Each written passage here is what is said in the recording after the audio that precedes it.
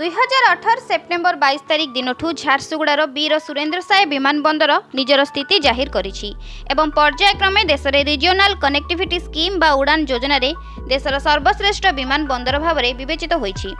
तेबे केवल श्रेष्ठ नुहे बरम झारसुगुड़ा विमानबंदर को उड़ान दिवस पई आयोजित हेउथिबा उड़ान उत्सव पई नोडाल एयरपोर्ट भावे विवेचित करा जायथिला। उड़ान उत्सव कार्यक्रम में सोमवार केंद्र बेसामरिक विमान चलाचल मंत्री ज्योतिरादित्य सिंधिया जोगदेई कहिसेंति कोरोना काल रे देश में बड़ बड़ विमान बंदर क्षति रे चलिथिबा बेले झारसुगुड़ा रे यह उल्लेखनीय सफलता ही आजिर ही श्रेष्ठत्व प्रमाण करिछि। आंचलिक जोगाजोग योजना रे उड़ान योजना आरंभ करी जने साधारण नागरिक को उड़ीबार सुविधा देइथिबा प्रधानमंत्री मोदी को यह विचक्षण विचार बोली कहिथिले। उड़ान योजना आरंभ हेबा परे देश में झारसुगुड़ा और दरभंगा विमानबंदर दुईटी विमानबंदर सर्वश्रेष्ठ बोली घोषणा करिसेंति मंत्री। आज झारसुगुड़ा रे आयोजित कार्यक्रम में मंत्री कहिथिले जे मोदी सरकार क्षमता को आसिबा पूर्वरु देश में मात्र 34टी विमानबंदर रहिथिला जहा एबे सुधा 136 रे पहुंचिछि। आगामी दिन में रेकर्ड संख्यक विमानबंदर ठिया हेबो बोली से कहिसेंति। VSS विमानबंदर परिवर्ते समस्त एहाकू वीर सुरेंद्र साय विमानबंदर कहिबाकू समस्त को हाथ जोड़ी अनुरोध करथिले। एहा से महान विप्लवी लगी आमर श्रद्धांजलि हेबो। कला और संस्कृतिर भंडार रहिछि झारसुगुड़ा रे। से उड़ा पगड़ हेउ कि से कोइल घुगर कला सांस्कृतिक माटी रे छाई रहिछि बोली मंत्री कहिसेंति। द्वितीय विश्वयुद्ध कथा मध्य श्री सिंधिया मने पकाइथिले। से समय ही एठारे विमानबंदरर सेवा पई क्षमता थिला हेले देश में बहु सरकार आसिले गले हेले कौनसी सरकार एहा प्रति दृष्टि देई नथिले। नरेंद्र मोदी सरकार किंतु झारसुगुड़ा माटी रे स्वप्न साकार कले बोली कहिसेंति। झारसुगुड़ा ओडिशार पावर हाउस। देश में जेकोसी उद्योग जदि झारसुगुड़ा सहित जोड़ी होई नहीं तेबे ताहा उद्योग नुह। झारसुगुड़ा विमानबंदर प्रथमे फेज रे उन्नति सरी जाइछि। राज्य सरकार द्वितीय फेज पई तुरंत आउ 180 एकर जमी देले उन्नति पई विमानबंदर प्राधिकरण काम आरंभ करिवे बोली मंत्री कहिथिले। झारसुगुड़ा विमानबंदर पई 75 कोटी टंका सहित समस्त प्रकार साहाय्य और सहयोग कटिथिबा राज्य सरकार को मध्य श्री सिंधिया धन्यवाद देई कहिथिले जे राज्य सरकार जयपुर और उत्केला विमानबंदर पई जेते शीघ्र प्रस्ताव देबे मंत्रालय रे सेते शीघ्र अनुमति देबे बोली कहिथिले। पुरी ठारे ग्रीनफील्ड विमानबंदर पई मंत्रालय अनुमति देई सारिछंती। जयपुर और उत्केला विमानबंदर पई प्रस्ताव दिया जाऊ। पुरी ग्रीनफील्ड विमानबंदर पई अनुमति दिया जाइछि बोली कहिथिले श्री सिंधिया।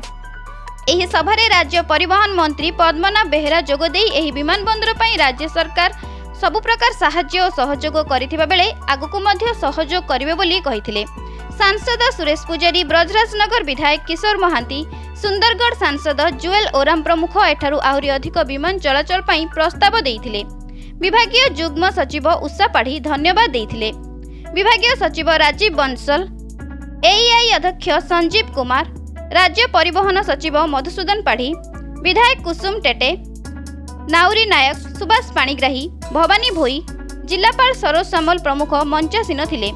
पश्चिम ओडिशार कला, ऐतिह्य, संस्कृति, पर्यटन को नहीं एक प्रदर्शनी को मध्य मंत्री उद्घाटन करथिले। पहले तो झारसुगुड़ा की जो क्षमता है उस पर पूर्ण रूप से मैंने विश्लेषण अपने उद्बोधन में किया है। झारसुगुड़ा की क्षमता केवल वर्तमान की नहीं, झारसुगुड़ा का एक बुलंद इतिहास है। वीर सुरेंद्र साय की एक नमन की भूमि है जिसे नमन करने का आज मुझे मौका मिला है। एक बहुत लंबा इतिहास है धर्म के तरफ से, स्वतंत्रता संग्रामी और उसके पूर्व भी अंग्रेज़ों के विरुद्ध जो जंग लड़ी गई। झारसुगुड़ा का वर्तमान भी है जो क्षमताओं से भरा हुआ है और झारसुगुड़ा का भविष्य भी है। और इन तीनों का संगम अगर हमें राष्ट्रपटल पर उजागर करना है तो वो नागर विमानन क्षेत्र के आधार पर संभव हो पा रहा है। जो प्रधानमंत्री जी की सोच और विचारधारा है कि उड़े देश का आम नागरिक, प्रजातंत्रीकरण विमान सेवा का हो, उस उद्देश्य के तहत ही आज झारसुगुड़ा विमान सेवा के नक्शे पर आया है, जो द्वितीय विश्व युद्ध के बाद मानचित्र से मिट गया था। और ऐसे कई कहानियां हैं जो आप लोगों ने आज सुना है। किशनगढ़ की कहानी है, रूपसी की कहानी है, बेलगावी की कहानी है, हिंडन की कहानी है, कई ऐसी कहानियां हैं, दरभंगा की कहानी है। और आज ये सब संभव हो पाया है प्रधानमंत्री जी के नेतृत्व के आधार पर, उनकी दूरदर्शनी नेतृत्व के आधार पर। उड़ीसा की सरकार को भी मैं बधाई देना चाहता हूँ। साथ में मिलकर ये विमानतल आज तैयार है, पर उड़ीसा में और बहुत कुछ करना है हमें नागर विमानन क्षेत्र में। पूरी एयरपोर्ट मैंने मंच से कहा है, जयपुर और उटकला दोनों एयरपोर्ट्स के लिए परमिशन, लाइसेंसिंग की जो ज़रूरत है उसका प्रस्ताव हम लोग उत्सुकता से इंतज़ार कर रहे हैं। उड़ीसा सरकार जल्द से जल्द भेजे। Bureau report NF TV।